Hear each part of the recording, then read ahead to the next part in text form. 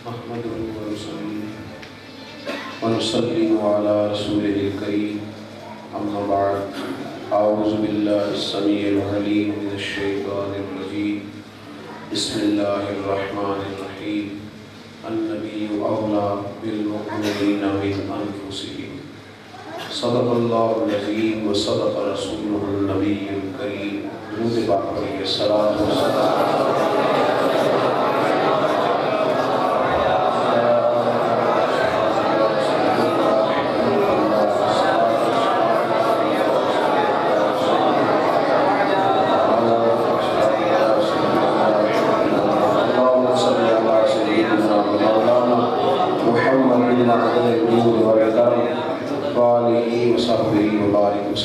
تمام تعریفیں حمد و ثنا اللہ تعالیٰ جل جلالہ کے لیے، ہر قسم کے درود و سلام نبی رحمت سید عالم آقا الختم رسول دانا سبل احمد مجتبی جناب حضرت محمد مصطفیٰ صلی اللہ علیہ وسلم کی ذات والا صفات کے لیے حمد و ثنا کے بعد مقتدر علماء کرام، مشائخ عظام، حاضرین و سامعین، بالخصوص دودمان جراحیہ کے چشم و چراغ، ممتاز اور مقتدر عالم دین اور شیخ طریقت حضرت شیخ بی سید مطیع قادر شاہ صاحب قبلہ دامت برکاتہ العالیہ، عزیز دوستوں، بزرگوں، بھائیوں، بڑا خوبصورت بندوبست کیا ہے دوستوں نے تاریخ ختم نبوت کانفرنس کے نام سے اس اجتماع کو سجایا ہے۔ اللہ تعالیٰ دین کے ہر کام میں ہمیں خلوص عطا فرمائے اور اللہ تعالیٰ ذاتی مفادات سے، تصنع، بناوٹ، ریاکاری سے محفوظ فرمائے۔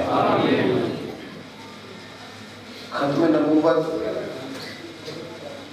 کا معنی ہر مسلمان جانتا ہے کہ نبی پاک صلی اللہ علیہ وسلم اللہ کے آخری نبی ہیں، حضور آخری نبی ہیں، محبوب کے بعد کوئی دوسرا نبی نہیں آئے گا، یہ اللہ نے قانون بنا دیا ہے، یہ اللہ نے قانون بنا دیا اور اب کریم نے نبی پاک صلی اللہ علیہ وسلم کا ہمارے ساتھ قرب یہ رکھا ہے، فرمایا کہ جو نبی میں نے تمہیں دیے ہیں یہ تمہاری جانوں سے بھی تمہارے زیادہ قریب ہیں۔ النبی اولیٰ بالمؤمنین من انفسہم، یہ نبی مومنوں سے، ان کی جانوں سے بھی زیادہ قریب۔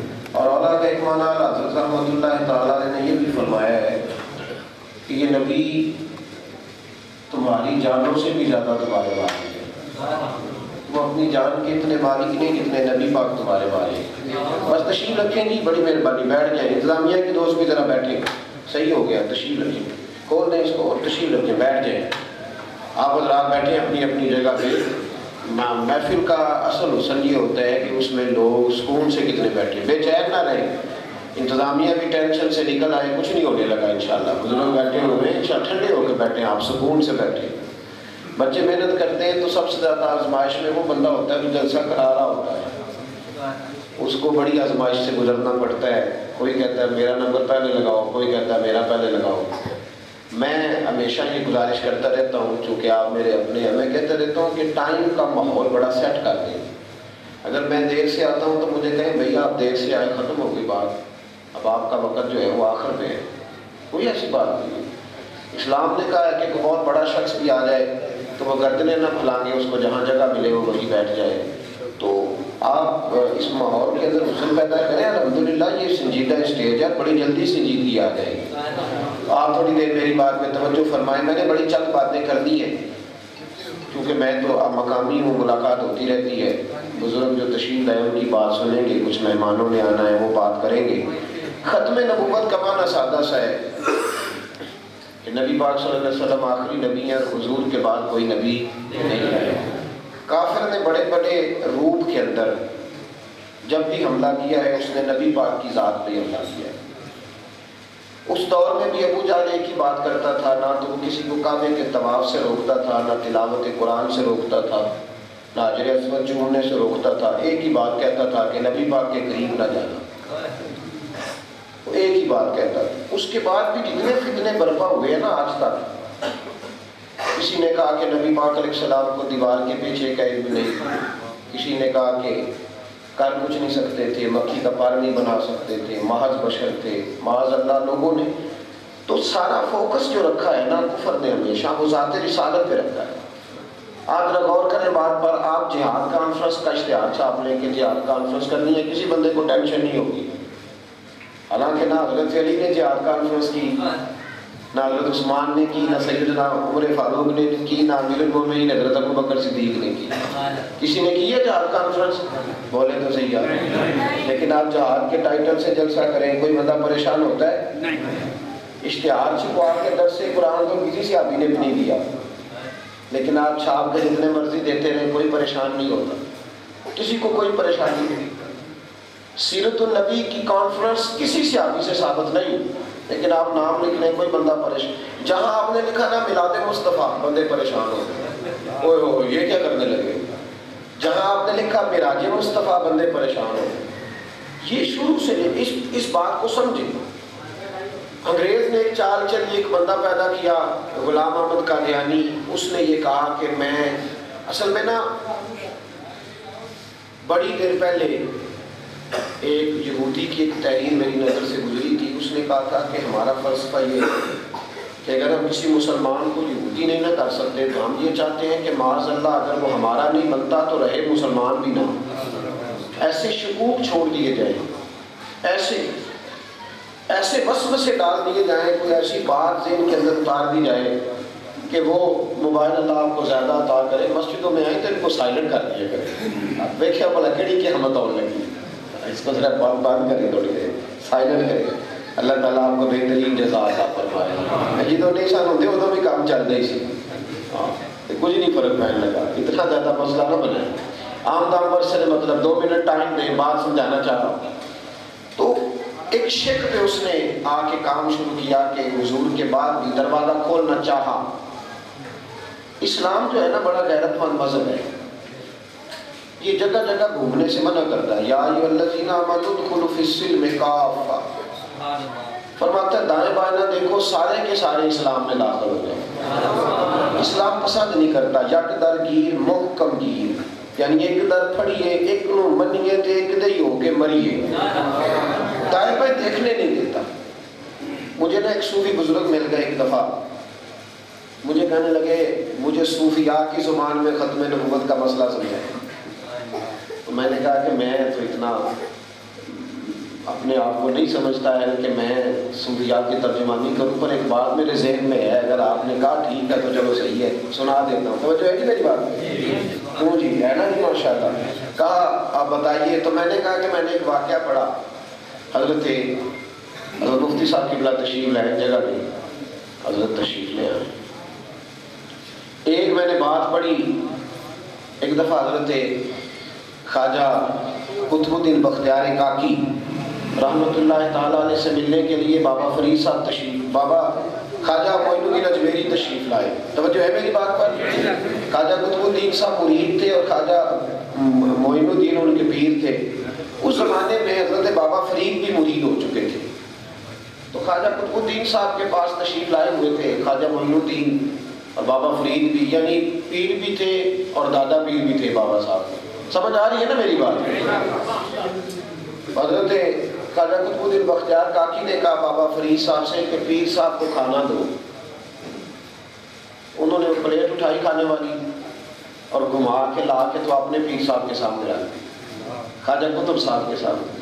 انہوں نے کہا فرید الدین تو سمجھا نہیں, میں نے تمہیں کہا جو میرے پیر ہے نا یعنی خواجہ معین الدین, انہیں کھانا دو. انہوں نے کہا حضور غلطی ہو گئی. میری طرف دیکھیے, غلطی ہو گئی. پھر پلیٹ اٹھائی, پھر گھمایا اور لا کے پھر خواجہ قطب صاحب کے سامنے رکھ دیا. اب خواجہ قطب الدین صاحب نے جلال فرمایا فرید الدین تجھے سمجھ نہیں آتی, میں تجھے کہہ رہا ہوں خواجہ صاحب کو کھانا دو, پلٹ کے میرے آگے رکھے جا رہے ہو, دماغ نہیں کام کرتا. انہوں نے نہ اٹھائی پلیٹ اور رونے لگے, کہا حضور غلطی ہو گئی. پھر اٹھائی اور لا کے پھر خواجہ قطب صاحب کے سامنے رکھی. تو خواجہ صاحب جلال میں اٹھے, کہا یار تو کیا کر رہا ہے, اچھا بھلا سکھانا ہے.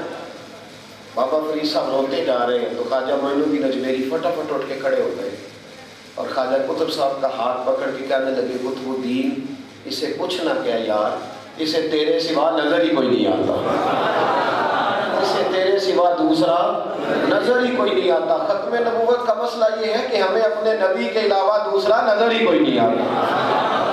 انہیں جانا انہیں مانا نہ رکھا غیر سے کہا. للہ الحمد میں دنیا سے مسلمان گئے. نبی کریم سید عالم صلی اللہ علیہ وسلم کے علاوہ ہمیں کوئی نظر اور حضور کی اگر تعلیمات کو سمجھے نا ایک اور پہلو سے. محبوب نے تو ہر نبی کی عزت کا دفاع کیا ہے نا, لیکن ایک اور پہلو سے اگر حضور کی تعلیمات کو سمجھے تو ایک اور رنگ بھی ہے.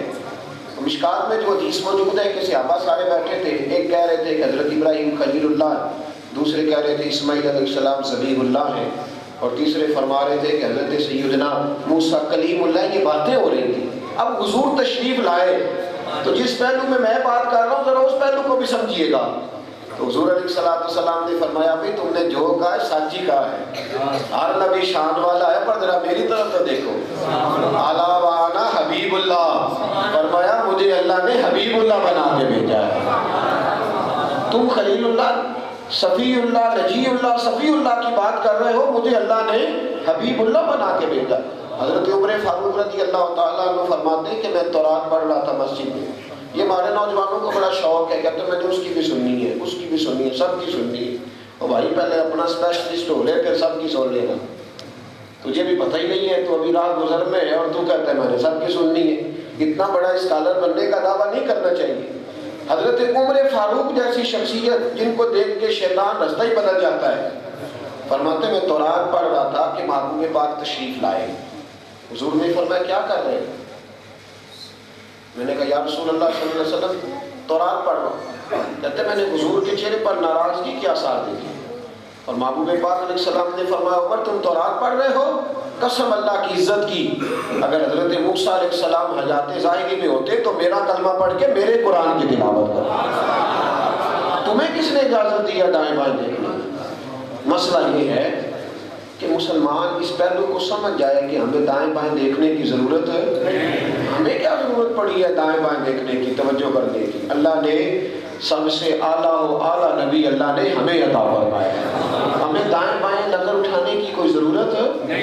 یہ زیادتی ہے مسلمانوں کی کہ بچے رات کو جو ٹی وی پہ بالوں کا سٹائل دیکھتے ہیں سویرے اٹھ کے بنانا شروع کر دیتے ہیں. تمہیں کیا ضرورت ہے ٹی وی دیکھنے کی؟ تمہیں تو کمی کرنے کا طریقہ بھی تمہارے رسول نے عطا فرمایا ہے. تمہیں کیا ضرورت ہے کسی اور کی تہذیب کی طرف دیکھنے کی؟ وہ لوگ اس بات کو سمجھ گئے, انہوں نے پھر دائیں بائیں توجہ, وہ ادھر ادھر ہوئے نہیں, مزاج نہیں. حضرت سلمان فارسی رضی اللہ تعالیٰ عنہ گورنر بن گئے. ہمارے ہاں جب عہدے ملتے ہیں نا تو لوگوں کا نظریہ بدل جاتا ہے, بلکہ میں تو کہا کرتا ہوں محفل بدلتی ہے تو بندے بدل جاتے ہیں. محفل بدلتی ہے. ایک ولیمے میں میری ایک نعت خان سے ملاقات ہو گئی, ایک ہفتے پہلے ملاقات ہوئی تھی محفل میں, پھر ہفتے کے بعد ولیمے میں ملاقات ہو گئی. تو صاحب کی ٹوپی بھی غائب اور سر پہ کنگھی بھی بڑی منفرد قسم کی. تو میں نے اس کو پکڑ لیا, میں نے کہا تیرا عشق رسول صرف مسجد کے اندر ہوتا ہے؟ بس چھٹی نوٹ آ رہے تھے تو عاشق رسول تھا, اور ولیمے میں تجھے مصطفیٰ کی سنت یاد نہیں؟ کیا جوڑیوں اور پنڈتوں کا نظریہ بنایا ہوا ہے کہ وہاں گئے تو رنگ اور یہاں آئے تو رنگ اور. مسلمان کے دو رنگ نہیں ہوتے, کچا رنگ للاری والا جڑا چڑھتا لیندا رہندا, اے عشق تیرے دا رنگ محمد چڑھ جائے پھر نہیں لیندا. یہ کیا بات ہوئی, وہاں کچھ تو یہاں کچھ, یہ کس طرح کی بات ہوئی؟ جو رسول اللہ صلی اللہ علیہ وسلم کے ماننے والا ہوتا ہے وہ اگر مسجد میں مصطفیٰ کا غلام ہوتا ہے تو گھر میں بھی نبی پاک کا ہی غلام ہوتا ہے. اس کے نظریات ایسے بدلنے نہیں چاہیے. تھوڑی دیر پہلے یہ تھا, تو یہاں تو لوگ بدل جاتے ہیں. ہم نے دیکھا ہے لوگ گورنر ہاؤس میں جاتے ہیں تو ان کا لباس ہی اور ہو جاتا ہے, ان کا سٹائل ہی اور ہو جاتا ہے. یہ کیسی بات ہوئی؟ یک درگیر محکم گیر. حضرت سلمان فارسی گورنر بن گئے. آپ کے گورنر صاحب کا کیا نام ہے؟ آپ کو اسی بنائی دے انہوں نے جنہوں نے نام ہی نہ یاد ہو. مصیبت کی بڑی ہے اچھے بندے منتخب کرنے کی. 2-3 کام لائنوں میں لگ کے کرنے ہیں. ایک بل لائن میں لگ کے دینا ہے, دوسرا ووٹ لائن میں لگ کے دینا ہے, اور لائن میں لگ کے دینا ہے تاکہ پھر اگلے 5 سال کو ہمیں لائن میں لگائے رکھیں. پھر کہتے ہیں پتہ نہیں چلا.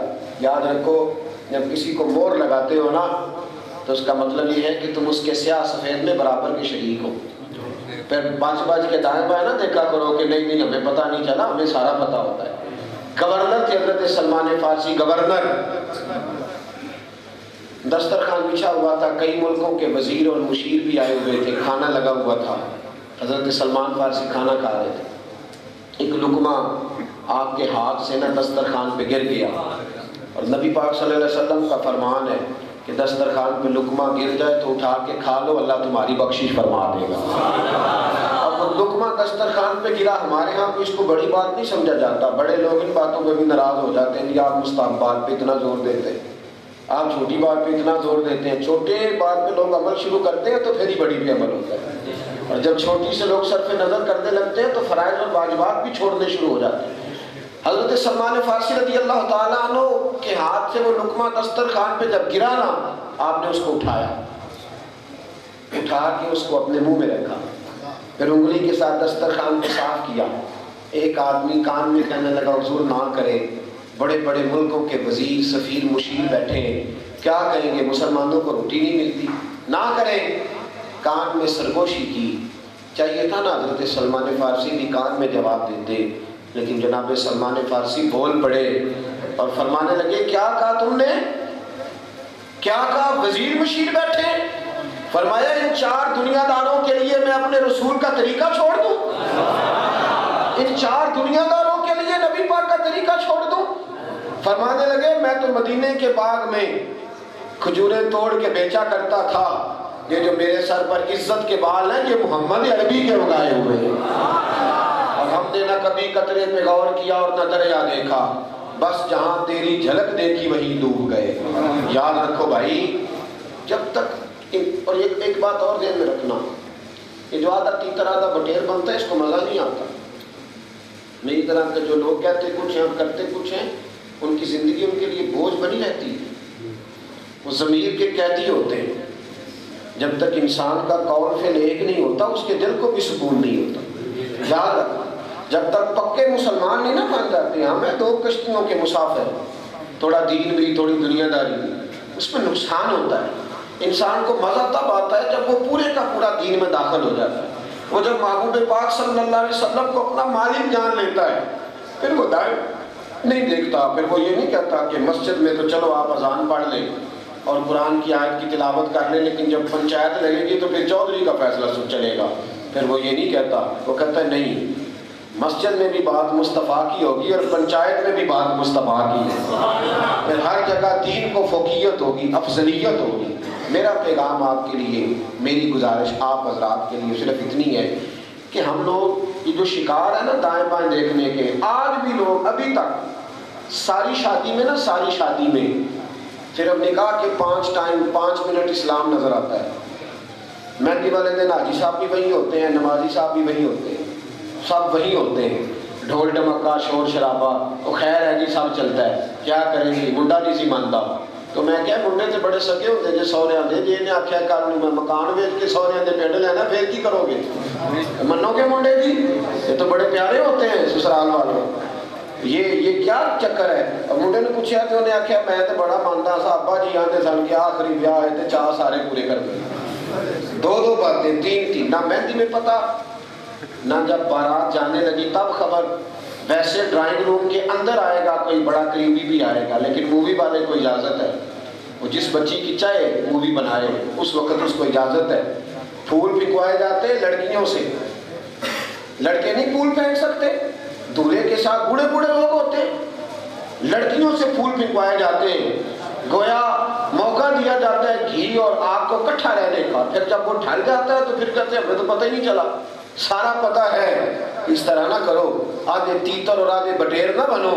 اور پھر بارات بھی ہوئی، بینڈ باجا بھی ہوا، شور شرابہ بھی ہوا، اور آخر میں کہا ٹھہر جو مولوی صاحب آ گئے، 2 منٹ ٹھہرو، مولانا صاحب آ گئے، ہم نے جناب ان سے نا نکاح بھی پڑھوانا ہے، ہاتھ اٹھا لو جی، ہاتھ اٹھا لو، دعا بھی کر لو۔